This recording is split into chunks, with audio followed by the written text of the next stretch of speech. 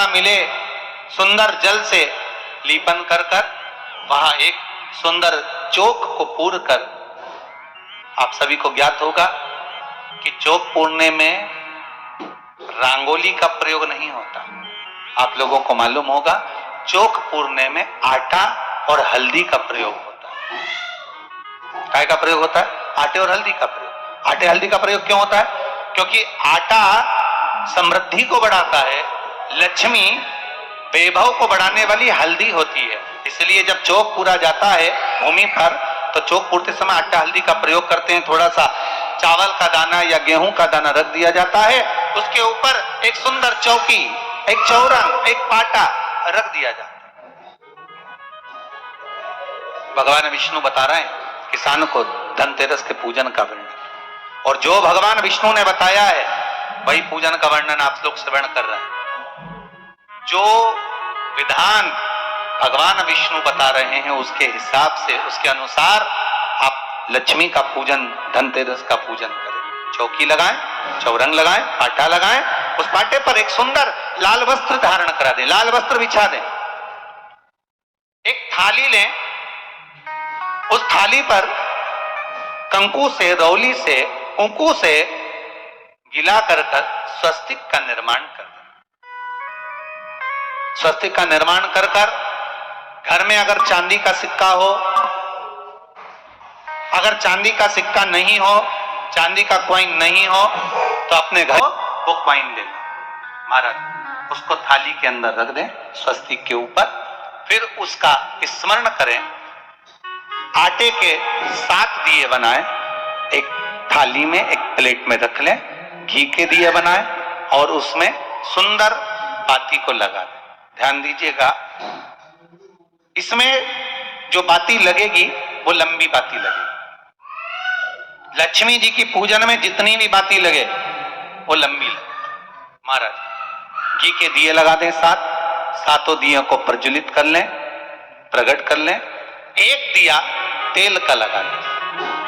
तेल का जो दिया लगाया है, जहां पर आपने सिक्का रखा है, कॉइन रखा है, उसका लेफ्ट हैंड, मतलब आप ऐसे बैठे हो तो आपका सीधा हाथ की ओर आप तेल का दिया लग दें। और जो 7 दिए आपने लगाए हैं वो लक्ष्मी जी के राइट हैंड, मतलब आपका लेफ्ट हैंड हो गया, लक्ष्मी जी का राइट हैंड, आपका लेफ्ट हैंड हो गया, आपका उल्टा। वहां पर 7 दिए जो आपने प्रज्वलित करे हैं वो प्लेट में रख दें। सुंदर थाली जो आपने पूजन की तैयार करी है उसमें कुंकू, रोली, हल्दी, अबीर, गुलाल, चंदन, मौली, लाल धागा, मौली, अमरबेल के टुकड़े, कमलगट्टे, हल्दी की गांठ, सुंदर भाव में उसको जल का पात्र, सुंदर आनंद से जो क्वाइन चांदी का और देसी क्वाइन आपने जो रखा है उसका जल से पूजन करें। लक्ष्मी पूजन का समय अलग अलग होता है, पर धनतेरस की पूजन का जो समय है वो प्रदोष काल से प्रारंभ हो जाता है। कब से प्रारंभ हो जाता है? प्रदोष, क्योंकि शिव के द्वारा निर्मित है लक्ष्मी पूजन का। महाराज क्वाइन का पूजन करें, कंकु आदि से पूजन करने के बाद दोनों सिक्कों को उठा लें। दोनों कॉइन, जो चांदी का सिक्का है और जो देसी कॉइन है, उसको उठाकर उस पर जो कलेवा है, मौली है, नाड़ा है, लच्छा है, उसको लपेटना प्रारंभ कर दें और उसको लपेटें। पहले चांदी का सिक्का लपेट दे, फिर देसी सिक्का जो आपने रखा है 1, 2, 5, 10 का जो सिक्का रखा है उसको लपेटें, थाली में उसको रख लें। फिर वापस उस पर जल का छींटा देकर उसका पूजन करें। महाराज हल्दी, रौली, मौली, चंदन आदि लगाकर सुंदर भाव से चावल को हल्दी में भिगो लें और पीले चावल कर कर उल्टे हाथ में चावल लेकर माता लक्ष्मी के ऊपर जो 2 सिक्के रखे हैं उनका पूजन करें। साथ में जब चावल छोड़ते जाएं तो गणेश जी का भी स्मरण करते जाएं। हे रिद्धि सिद्धि के दाता श्री गणेश जी महाराज, आप हमारे यहाँ पर सदा माता लक्ष्मी को लेकर, कुबेर भंडारी को लेकर सदा विराजमान रहे, नारायण को लेकर सदा विराजमान रहे।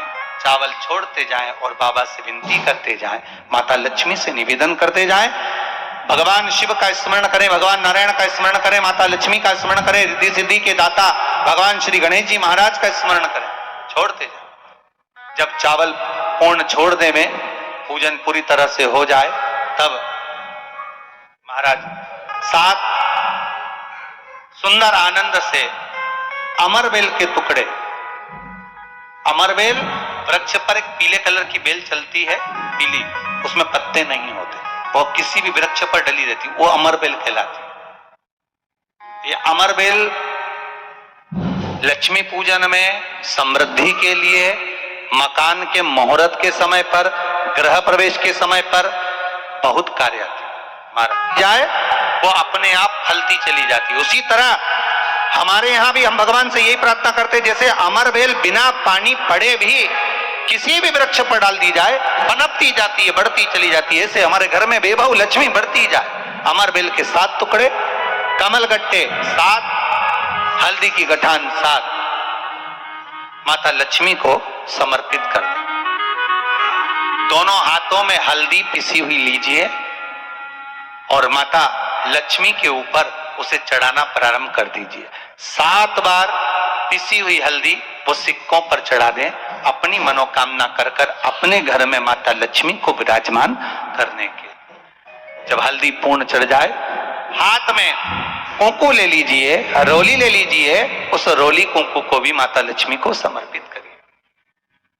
तब इसके पश्चात सुंदर जो भी घर में मिष्ठान हो, मीठा हो, नहीं हो, शक्कर हो, गुड़ हो, मिश्री हो, जो भी आपके पास में हो, खड़ी शक्कर हो, वो भगवान को, माता लक्ष्मी को भोग रख दीजिए। अगर कुछ मीठा बना हो तो मीठा रख दीजिए। महाराज घर में संपूर्ण पूजन कर कर, आपके घर में जो देवालय में भगवान बैठे हैं उनका भी पूजन करिए। पूजन करने के पश्चात आप माता लक्ष्मी से निवेदन करिए, हे माँ, आप हमारे यहाँ सदा विराजमान हो। आज धनतेरस से रूप 14, अमावस्या, एकम और दूज, ये 5 दिन तक दीपावली का पर्व मनाया जाता है, दीप महोत्सव मनाया जाता है। पूजन करने के बाद जो 7 दिए आपने प्लेट में रखे हैं, थाली में रखे हैं पूजन के लिए, घी के, उन 7 दियों से माता लक्ष्मी की आरती उतारी।